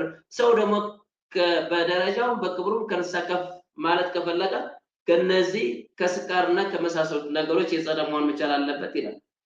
ሌላ ምዕራፍ 20 ላይ ወልደ ህይወት ምን ይላል? ምግብህን ምረጥ፣ በእውቀትም በሙያም አዘጋጅተህ በትኩስነቱ ተመገብ። ስለዚህ እነዚህን የመሳሰሉት ነገሮች ስታይ ስለ ስራ በተለይም ደግሞ በሃይማኖትን በተለያየ ሰበብ ተለቆሞ ያለውን ማህበረሰብ ስራ ፈጥሮ በራሱ መንገድ ብልጽግና ማምጣት እንዲችል ያበረከቱት አስተዋጽኦ በጣም ከፍተኛ ነው። ሌላ የግል ህይወት ጅማሮን አስተምረዋል ለሰዎች። እንግዲህ የግል ህይወት ጅማሮ ለመነሻ ያህል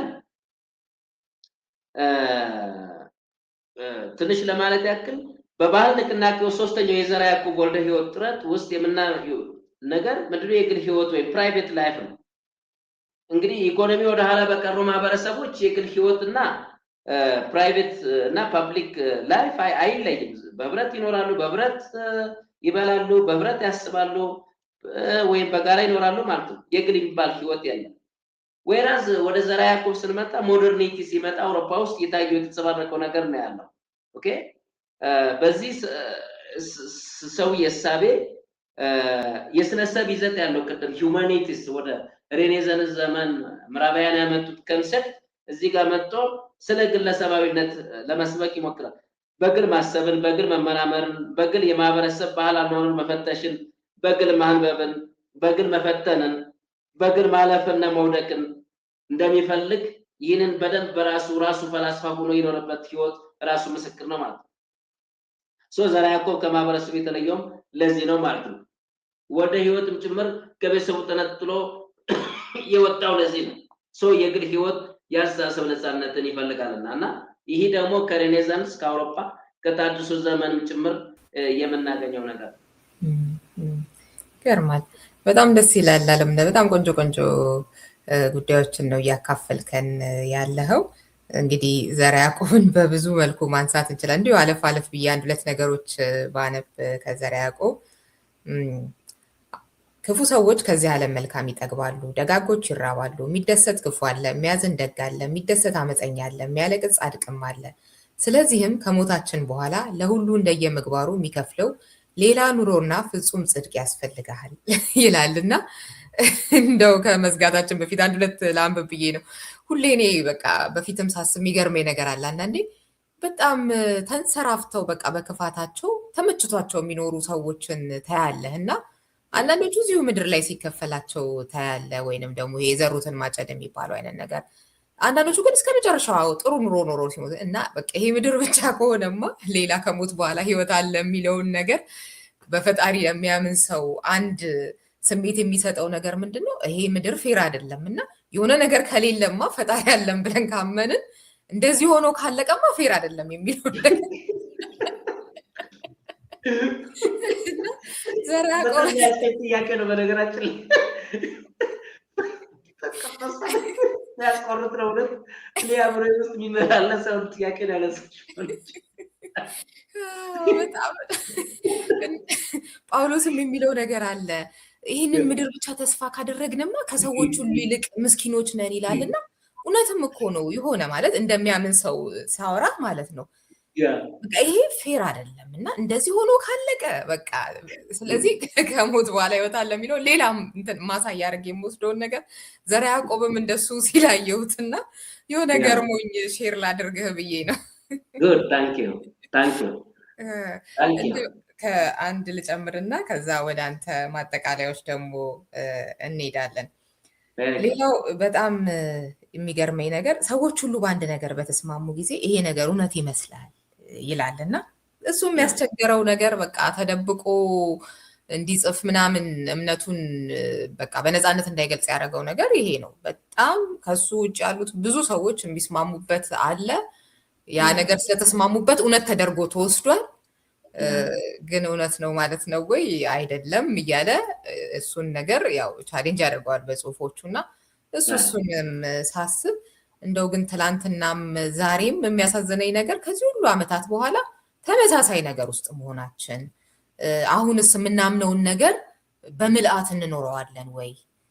የሚያስወግር ስለሆነ አንደብቀውም ወይ? ለውይይት ለክርክር እናቀርበዋለን ወይ ስል ብዙውን ነገር አናቀርበውም እኮ። ትንሽ እንኳን ሞከር ሲደረግ ያለው ጫጫታና የሚያመጣውን ችግር ተፈርቶ ተመሳስሎ መኖር ነው ያለው። እሱ ደግሞ የት ያደርሰናል እንደ ማህበረሰብ ያስፈራል።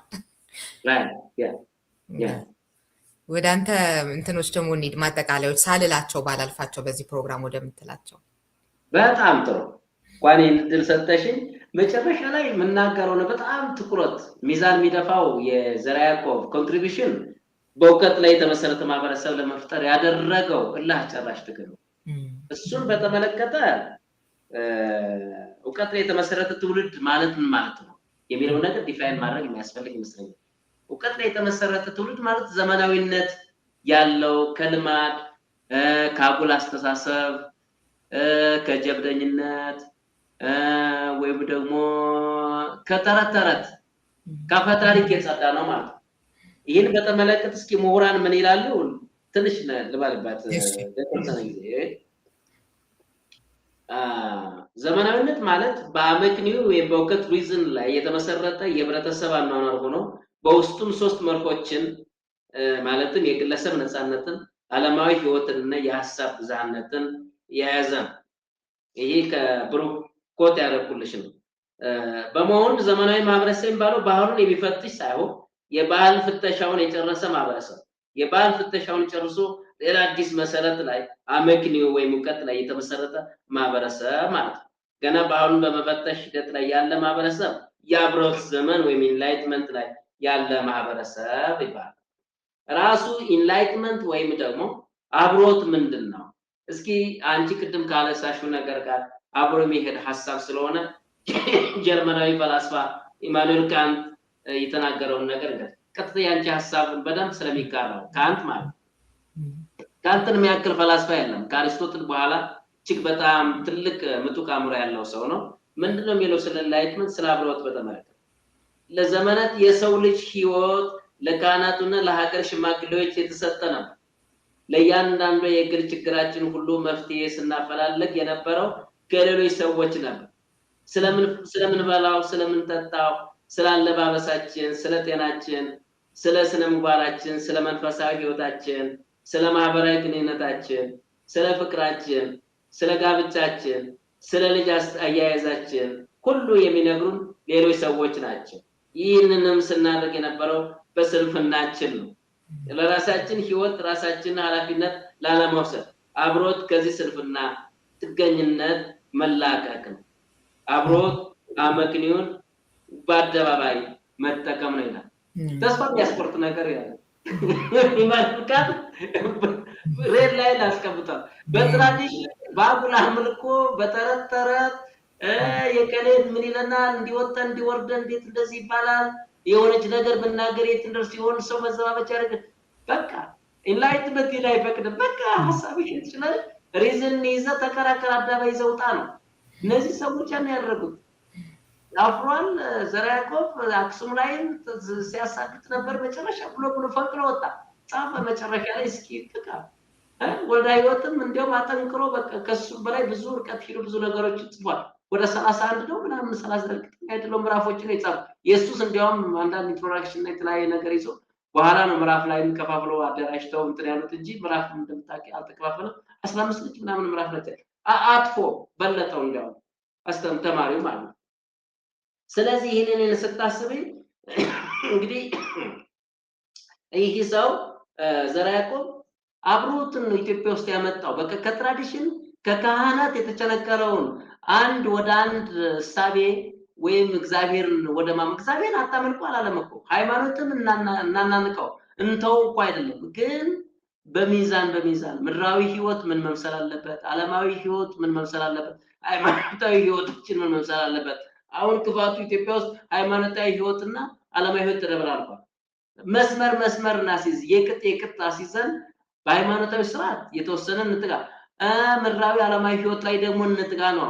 እኛ ሙሉ በሙሉ ምንኩስና ይዞልን የመጣው በአምስተኛው ክፍለ ዘመን በነገራችን ላይ የክርስትና ሃይማኖት እጅግ በጣም የተስፋፋው በካህናትና በደባትር ሳይሆን እዚህ ጋር ካገኘሁት መረጃ መነኩሴዎች ደግሞ ዓለምን የጠሉ ምድራዊ ህይወትን ያራከሱ ቅድም ያልነውን ወሲብን ያራከሱ ጋብቻን ያራከሱ ምንኩስና ትልቅ የክርስትና ሃይማኖት ጫፍ ወይም የመጨረሻው ጠርዝ ነው ብለው የሚሰብኩ ናቸውና በዛ ምክንያት ነው ኢትዮጵያ ውስጥ ሁሉ ነገር የመጣው ማለት እና ይህንን ድልድይ ለመስፈር ሞክሯል ማለት።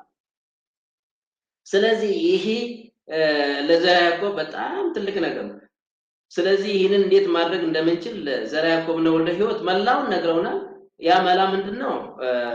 እንግዲህ እንዴት እንደምንኖር ምን ማድረግ እንዳለብን እንትን ብለን የዘርዓ ያዕቆብና የወልደ ሕይወት ሀተታዎች ከጫፍ እስከ ጫፍ የሚያተኩሩት በባህልና እምነት ፍተሻ ላይ ነው ማለት ይቻላል። ህዝባችን እውነቱን መመርመር ስለማይፈልግ በተለያዩ አምልኮዎች የተተበተበ ነው። እምነቱም ብዙ ነው። በሐሳብ ከዋክብት፣ በድግምት፣ በሟርት፣ አጋንንትን በመሳብ ውሃን በመርጨትና በጠንቋዮች ሁሉ አጽንተው ያምናሉ። ይህ እነሱ ቀጥታ ተናገሩት። በኋላም በቅዱሳት መጽሐፍ የተጻፈውን ሁሉ እውነት ይሆን ብሎ አሰብኩ ይላል። ህዝቡን ከአባቶቻቸው የተቀበሉትን እምነትና ፈጣሪ ሳይመረምር ይቀበላል። ይባስ ብሎ የአያቶቻቸውን እምነትና ፈጣሪ እውነተኛነትን ለማስረዳት የምልክትና የታምራት ታሪኮችን እየጨመሩ ያጸኑታል ማለት ነው። ከዛ ቀስ አድርገው ምን ያደርጉታል? እግዚአብሔር ይሄን አደረጉ ብለው በውሸት ይሰብካሉ ማለት ነው። ወልደ ሕይወትን በሐተታው ይሄን ነገር ነው ያጎላው። የምጽፈው ከሰዎች የሰማሁትን ሳይሆን ራሴን መርምሬ የደረስኩበትን ነገር ነው። ደስ የሚለው ይሄ ነው። በራስሽ በሁለት እግርሽ መቆም። አብዛኛው ህዝብ እውነትን ለመመርመር ድፍረቱም ሆነ ፍላጎቱ የለውም ይላል። ዝም ብሎ በአያቶቹ ወግ ብቻ መኖርን ይመርጣል። በዚህም የተነሳ የክርስቲያን ልጆች ክርስቲያን፣ የሙስሊም ልጆች ሙስሊም፣ የአይሁድ ልጆች አይሁድ ይሆናሉ። ሃይማኖትን የሚቀበሉት በትውልድ እንጂ በመመርመር አይደለም ይላል ወልደ። በጣም ገራሚ ሐሳብ ነው። ራስን መርምረ እውነት ሆኖ እስካላገኘው ድረስ የማንንም ትምህርትም ሆነ ጽሑፍ አትመን፣ ምክንያቱም በመርመራ ብቻ ነው ወደ እውነትና ጥበብ የምንደርሰው ይላል። ስለዚህ እነዚህን የመሳሰሉ ነገሮች ለኢትዮጵያ በጣም ትላልቅ ግዙፍ ስራዎች ፕሮጀክቶች ናቸው። ስናጠቃልል በአጠቃላይ የዘርዓ ያዕቆብና የወልደ ሕይወት ትምህርት ወልደ ሕይወትም ሌላ ጊዜ ስለማንመለስበት ያው በግርድፉ አድማጮቻችን እንዲተዋወቅ ለማረጋገጥ ነው። አንድ ላይ ደምረን ስናያቸው የ17ኛው ክፍለ ዘመን የኢትዮጵያ ማህበረሰብ ላይ 3 አብዮቶችን ለማምጣት ያነጣጠሩ ናቸው። እነዚህም አንደኛ የሥራ አብዮት፣ ሁለተኛ የትምህርት አብዮትና ሶስተኛ የኑሮ በዘዴ አብዮት ማለትም ንጽህና፣ አመጋገብና አኗኗር ወዘተ ላይ የታወጁ 3 አብዮቶች ናቸው። እነዚህ ነገሮች ተሳክተዋል፣ ከሽፈዋል።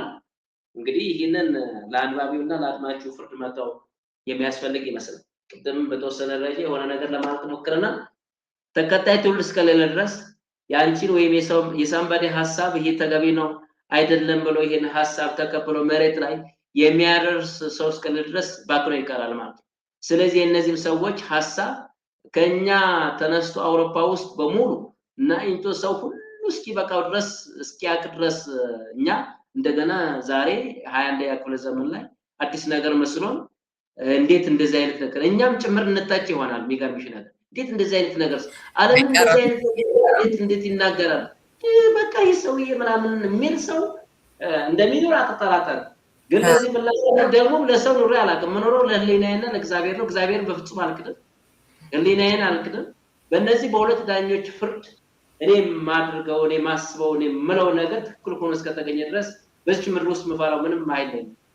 ከሊኔና ከእግዚአብሔር ውጭና በዛ ስለማመንና ስለመመካ ምንም ችግር የለብኝም። ግን ይሄ አይነት ችግር ስላለ አሁን እኛ አእምሯችን ዘግተን ዝም ብለን ስለምንል ከዓለም ማህበረሰብ ተነጥለን ለብቻችን እስካሁን ድረስ እዚህ ደረጃ ደርሰን አሁን ገና የስልጣኔ ጮራ፣ የነፃነት ጮራ፣ የፍትህ ጮራ የመሳሰሉ ነገሮችን ሰው ሁሉ ጠግቦ ሰው ሁሉ አልፎባቸው የሄዳቸውን ነገሮችን ሁሉ እንደገና እንዳዲስ የምን ፈልግ ለነዚህም የምንባዝን ሰዎች ሆነናል ማለት ነው። ያ ሁሉ ነገር የመጣው እንግዲህ እንደዚህ አይነት ሰዎችን ካለማክበር በዚህ አይነት መንገድም እንዲህ አይነት አስተምሮችን በትምህርትም ደረጃ በካሪኩለም ደረጃ ይሄን ሌጋሲ ማስቀጠል የሚችል ተቋማትን ባለመደራጀት ምክንያት ወደ ላነሳለሽ ወደ ፈለኩት ነገር ደግሞ መጣው ተንደርድሬ ቅድም እንደዋዛ በውይይታችን መሃል አንስቼ ነበር። ያ ብዙ ነው መሰለኝ ትምህርት ቤት አስባለሁ ያልከው። እኔ አሁን በጣም የሚገርምሽ ነገር ዛሬ እኔ አሁን ዩኒቨርሲቲ እግዚአብሔር ይስጠውና ዩኒቨርሲቲ አንድ አፓርትመንት ሰጥቶኝ እዛ ጠባብ ክፍል ውስጥ አንድ መኝታ ክፍል ውስጥ ነው ያለሁት። እዛ ውስጥ ሰሞኑን ያሳተምኩት መጽሐፍ አለ፣ ከዛ በፊት የታተመ መጽሐፍ አለ። በጠቅላላ መጋዘን ማለት ነው ያለው መጽሐፍ እዚያ ውስጥ ያው የተሸጠሽታል ያልተሸጠው አለ። ከዛ ውጪ ደግሞ ወደ 500 ኮፒ የሚሆን ከዚህ በፊት ከአዲስ አበባ ዩኒቨርሲቲ አንስቶ እስከ ኢትዮጵያ ውስጥ ከሰራኋቸው ቦታዎች ሁሉ የገዛው የለቃቀምኳቸው መጽሐፎች አሉ። እነዚህን አስሬ በቁንጣል 4-5 ቁንጣል እንትን ብዬ ነው እንትን ያልኩት እና መፈናፈኛ አጣው ፈንገስ በፈንገስ ሆኖ በስብሶ አሁን ሰሞኑን ላንቺ ዝግጅት አንዳንድ ማቴሪያሎች ሪፈር ለማድረግ ስፈልግ በቅቶ በሽቅቶ ነው ያገኘሁት ማለት ነው። መጽሐፉ በአጭር ጊዜ ውስጥ ይበላሻል ያ ሁሉ ነገር። ይሄ ትልቁ ሀብቴ ደግሞ መጽሐፍ ነው። ቪላ ቤት የለኝም፣ መኪና የለኝም። ያለኝ ትልቁ ንብረት መጽሐፍ ነው። ራሴ ካሳተምኩት መጽሐፍ ውጪ እነዚህ መጽሐፎች አሉኝ። አሁን እኔ ቢቻል ይሄ መንግስት በተለይ የክልሉ መንግስትም ሆነ አብሶም ደግሞ ጉዳይ የሚመለከተው የዞኑ መንግስት የዞን አመራር ይሄን ድምጽ ሰምተው ማለት ነው የሆነ ቦታ ቢሰጠኝ እዚያ ቦታ ውስጥ ራሴ ስም ልሰይመው እችላለሁ ወይም ደግሞ በዊዝደም አካዳሚ ወይም በጥበብ አካዳሚ ወይም በሌላ ስም ወይም በዘራ ያዕቆብ በራሱ ወይም በልጁ ወልደ ሕይወት አካዳሚ ትምህርት ቤት ከፍቼ ምናልባትም እስካለው ዩኒቨርሲቲ ጎን ለጎን አስተምራለሁ፣ በዛም አስተምራለሁ። ጥሮታ ምናልባት ለዛ የሚበቃ እድሜ ካለ ከፈጣሪ ከሰጠኝ ጥሮታ ስወጣ ሙሉ በሙሉ የመጦሪያ ስራዬ እዛ ነው የሚሆነው ነበር። ከዛ አድርጌ ትምህርት ማስተማር ከዚህ ከፍልስፍና ጋር የተያዙ ግብረ ገባዊ ሁኔታዎችን ለማህበረሰቡ ማሰልጠን ማስተማራጫችን ስልጠና ፕሮጀክት ቀርጬ ዛሬ 3 ዓመት አስቀጥቼ ነበር ዞን አስተዳዳሪ አጋጣሚ ያ ወረቀት ድረስ እኔም አልተከታተለው። ከዛ በኋላ የስልጣን ሽግግር መጣ። ከዛ በኋላ ያ ነገር ምን ደረጃ ላይ እንዳለ አላቅም። አሁንም ቢሆን የዞን አመራሩ አሁንም ያሉት ሌሎችም ደጋፊ አመራሮች ይህን ነገር የሚሰሙ ከሆነ ህዝብን ለማስተማር ሀገር ለማገልገል ትውልድ ለመቅረጽ ከሆነ ድረስ ምንሰራው ስራ እንዲህ አይነት ነገር እኔ ፋብሪካ አልጠይቅ 40 ወይም 50 ሄክታር ወይም ደግሞ እንትን አልጠይቅ። እኔ የተወሰነ 3-4 ሄክታር ወይም ደግሞ ጋሻ መሬት ካገኙ እዛች ውስጥ አንድ የሆነች ህንፃ እንትን ሰርቼ በቆርቆሮም ቢሆን ማለት ነው ያንን ትምህርት ቤት መገንባት ነው። እዚያ ትምህርት ቤት እንዳልኩሽ አሁን አንቺና እኔ የምንወያይበትን ነገር ለተማሪዎች በኮርስ ደረጃ ወይም ባጫጭር ትሬኒንግ እሰጣለሁ። ሌላ ጠቃሚ ነገሮች እሰጣለሁ። ላይብረሪ ደግሞ አሁን ቅድም ያነሳሁትን መጽሐፍ በሙሉ የራሴንም የተወሰነ ከየህትመቱ 50 ኮፒ ወይ 100 ኮፒ እንደዲማንዱ አዘጋጅቼ ለአንባቢዎች አቀርባለሁ። መጽሐፉን ገዝተው እንዲያነቡ አላስገድድም። እኔ ራሴ ለማህበረሰቡ ተደራሽ እንዲሆንና መጽሐፉ የታተመውንም ያሰብኩትን ትርፍ ለማጋበስ ሳይሆን ትውልዱ የሚያነብበትን ምቹ ፕላትፎርም ለማመቻቸት ማንበቢያ የራሱ ላይብረሪ ይኖረኛል ማለት ነው። እዚያ ውስጥ አንድ ክፍል የሚገርምሽ ከተማ ውስጥ የህዝብ ቤተ መጻሕፍት እንደሌለ ታውቃለሽ? የዛሬ 25 ዓመት ገደማ የሆነች የቀረቀሰች እንትኖች ጠላ ቤት ምናምን የምትመስል ቦታ ውስጥ የሆነች ወንዝና የሆነች የኔን የመጽሐፍ ኮሌክሽን ማጣቀል 400-500 የምትሆን ኮሌክሽን ነበረ። ያችን የሆነች ህንፃ ውስጥ አምጥተው ስራ ጀምሮ ነበር። አሁን ግን በዛ ስመላለስ እኔ ጨመነው እርግጠኛ አይደለም በእንደሆነ ደረጃ ቤተ መጻሕፍት ግን የፓብሊክ ማለት ነው። እና ያን ነገር እኔ በሙያም ላይብራሪያን ስለነበርኩ የ4 ኪሎ ነግሬሽ ከሆነ ከዚህ በፊት መጽሐፉን በካታሎግ በራሱ ክላሲፊኬሽን ናምበር በራሱ እንትን አደራጅቼ በቤት ወስደው የሚያነቡበትን እዛው ስፖርት እንትን ሪዲንግ ላይ እዛው በዛው አንብበው የሚመለሱበትን ሁኔታ መቻቼ ህዝቡ እስኪጠግብ ድረስ የሚያነብበትን የአብሮት ቅድም ያለው የእውቀት ችግር የሚኖርበትን ማህበረሰብ መፍጠር ፈልጋለሁ። ሳልሞት ይሄ ነው የኔ ትልቁ ራዕይ።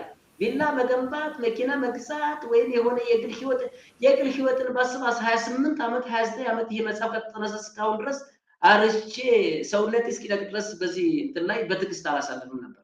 አሁን እዚህ ደረጃ የደረሰውን መጽሐፍ ቢገዛ ሰው እሱም አይደለም የሚገርምሽ አቅምም የለም ገንዘብም የለም።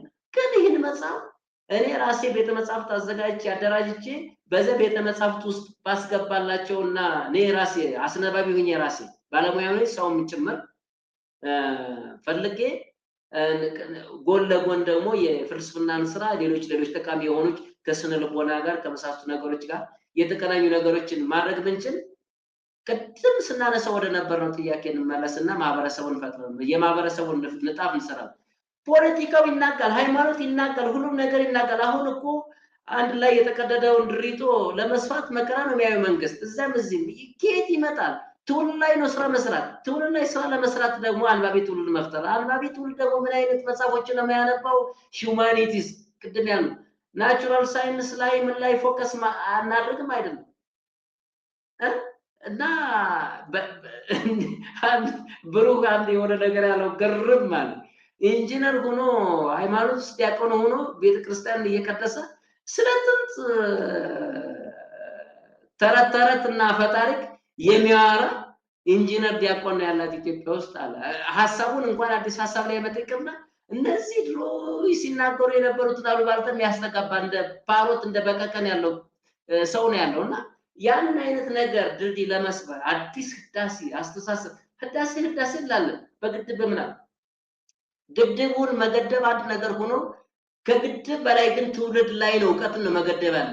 እኔ እውቀቱ ምንድነው? ቅድም ያለው በታሪክ ላይ በፍልስፍና ላይ በኤስቴቲክስ ላይ በሞራል ላይ በስነ ምግባር ላይ የተደራጀ ግድብ ያስፈልጋል። እውቀቱን እንገድበው ለሰው ልጅ ውሃውን ሳይሆን እውቀቱን ገድበን አእምሮ ውስጥ ከዛ እውቀት የሚፈልቀው ሐሳብ ምን ያህል ኪሎዋት ጄኔሬት አድርጋል። በቃ ናሳን ወይም ደግሞ ልትቆጣጠር ይችላልሽ። ሌላውን ሐሳብ ፖለቲካን በደንብ የሚቆጣጠሩ ሰዎች የተማሩ ሞራል መሆን መቻል አለባቸው። የመንግስት ተቋማትን የሚመሩት ሞራል መሆን መቻል አለባቸው። ስለዚህ እንደዚህ አይነት ነገር ካልሆነ ፖሊሲ ስለወጣ ስለጠፋ መንግስት ስለተሻረ ስለመጣ ምንም የሚመጣው ለውጥ የለም። በፊት ከ7 ዓመት በፊት ሳወራ የነበርኩት ይሄን ነው። ይሄ ነው ለኢትዮጵያ ትልቁ ፍቱን መድኃኒት ሊሆን የሚችለው። ያ ደግሞ ያን አይነት ትውልድ ደግሞ ለመገንባት ተቋም ያስፈልጋል። ተቋምን ማን ያደራጀው? መንግስት ከግለሰቦች ጋር እኔና አንቺ ከመሳሰለው ሰው ጋር እውቀት ካለው ሳቤ ካለው አዳዲስ ሐሳብ ይዞ ከሚመጣ ሰው ጋር አብሮ መጣው። እኛ ጋር አዲስ ሐሳብ ይዘሽ ስትመጪ ጠላት ነው የሚያደርግሽ። ከታች ያለው አመራር ጀምሮ እስከ ታች እስከ ፌደራል ድረስ ያለው አመራር ያ ሰው ምንድነው የሚናገረው ምንድነው የሚለው በጓሪት በቃ እንዲያው መከታተል እንዲያው ማለት ከዚህች ደቂቃ ጀምሮ ይሄ ሰው ምንድነው የሚያወራው ነው የሚባለው እንጂ ይሄ ለዚህ ህዝብ የሚጠቅመውን ነገር እያደረገ ነው። እኔ ልብልል እችላለሁ። አንድ ሰው ነው ሞቱ ምን ሞት ደግሞ ከኔ አልተጀመረ ለሞትም ብዬ አልኖርም። ምኖረው ለኖረው እንጂ ለሞት አይደለም። ስለዚህ የማይሞት ስራ ሰርቼ ለማለት ግን ስራ እየሰራው ነው። ስራም ሰርቼ አሳይቻለሁ። የማይሞት ስራ ሰርቼ ሱስ ማጥፋት ያንን ደግሞ እንደገና አጠናክሬ እንድገፋበት ቤት መኖሪያ ቤት ወይም ደግሞ መሬት ፋብሪካ የለም የጠየቁኝ ነው። ፋብሪካ ስራ ማይሰራ ፋብሪካ 20 30 ሄክታር 30 40 ጋሻ ተሰጥቶ እዚህ ከተማ ውስጥ እኮ ነፍ ነው ያለው።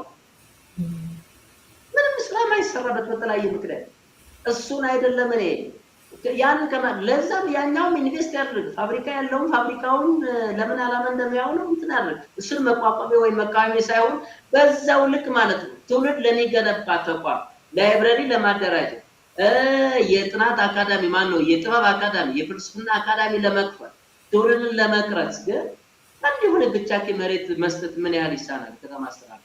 ስለዚህ ይህንን ሮሮ ይሄን አቤቱታ በዛ አጋጣሚ ለማስተላለፍ ፈልጋለሁ። በአንቺ በኩል ያለ ነገር ካለ አትኬበት። በኔ በኩል ጨርሻለሁ። እሺ በጣም ነው የማመሰግነው። እንደገና ደግሞ ፍላጎት ተሟልቶ ለማየት የኔም ፍላጎት ነው። ይሳካልህ እላለሁኝ። ለነበረን ቆይታ በጣም እያመሰገንኩ ሌላ ጊዜም እንዲሁ በተለያዩ ጉዳዮች ውይይታችን ይቀጥላል። ለዛሬው ግን ቴንኪው በጣም እኔም እጅግ በጣም አመሰግናለሁ።